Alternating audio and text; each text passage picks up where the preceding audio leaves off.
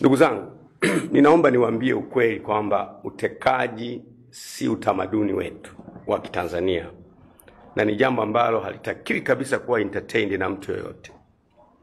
Nitoe mifano. Kwa mfano, mimi natokea jimbo la Kawe.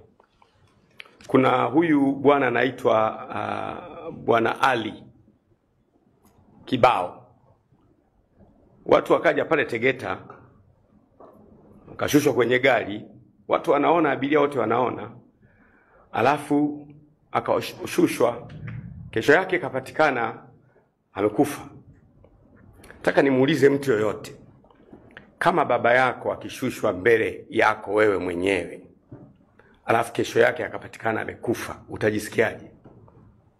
Kama baba yako mzazi akashushwa kwenye gari alafu kesho yake amekufa, utajisikiaje?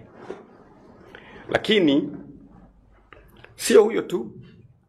Nataka kusaiti matukio ambayo pamoja na hao wengine 83, nataka kusaiti matukio ambayo yanagusa sana. Tumeona juzi kule mtu anaitwa Mdude, ambaye na yeye watu wamekuja nyumbani kwake, wamevunja mlango, wamemchukua akiwa hai mbele ya familia yake, wameondoka naye, mpaka leo hakuna mtu anayejua yuko wapi, na hata hatujui naye anayefuata. Sasa unaweza ukanyamaza, kumbe unafuata wewe.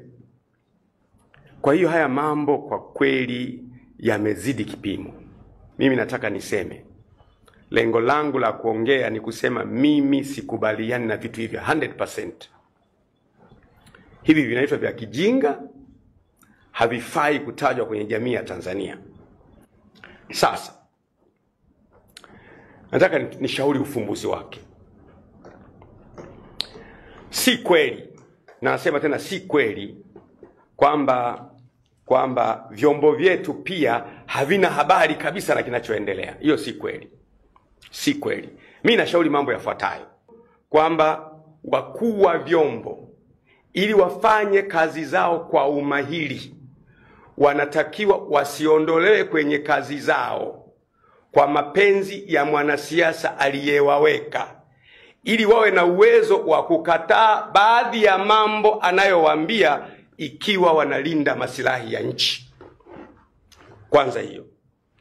Jambo la pili, vijana wetu wanajeshi, kwa maana ya vijana wetu wa idara ya usalama wa taifa na vijana wetu polisi, magereza na jeshi la wananchi, maslahi yao, kwamba hawa vijana walipwe vizuri